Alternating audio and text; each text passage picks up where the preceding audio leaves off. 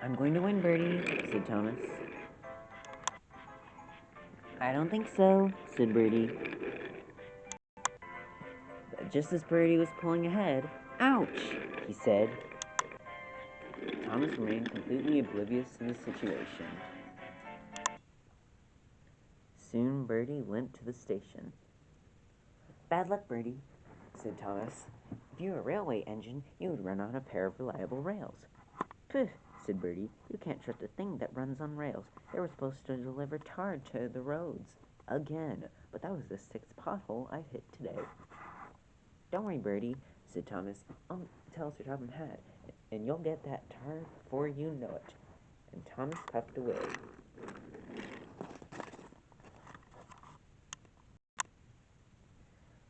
Later that evening, Thomas told Sir Topham Hatt about the missing tar tanker, and Sir Topham Hatt had chosen James to pull it the next day. But, sir, rejected James, I have passengers to take tomorrow. Don't worry, James, said Sir Topham Hatt. Gordon will take your passengers. Huh, well, little James, looks like I'll be taking your passengers. And also, looks like this job is very fitting for you, as you crashed into the tar tanker all those years ago. Pooh, said James, and all the engines went to sleep.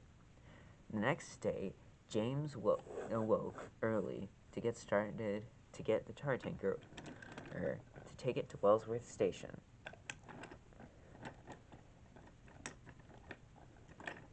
Turned around the turntable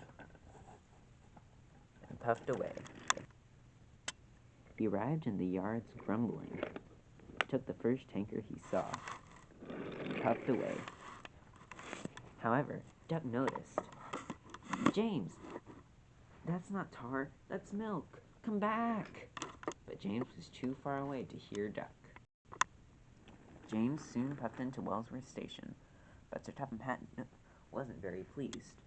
James, why have you brought in milk to mend the roads? Oh dear, I have brought in milk. And he looked back. Better go return this to get the tar tanker. James raced back to the yards. James raced back to the yards and dropped off the milk tanker, to pick up what he thought was the tar tanker, but it turned out it was an unmarked tanker, and he didn't know what was inside of it. However, as he went over the hill, he noticed something. Is that smoke? Oh dear, yes it is, and he looked back.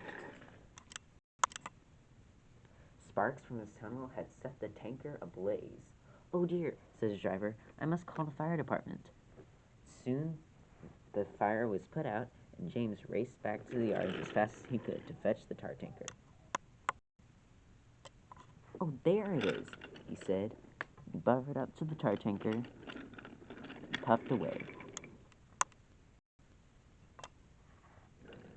He arrived back into Wellsworth Station, a much wiser engine, now knowing what to take and to not be oblivious about what he is taking.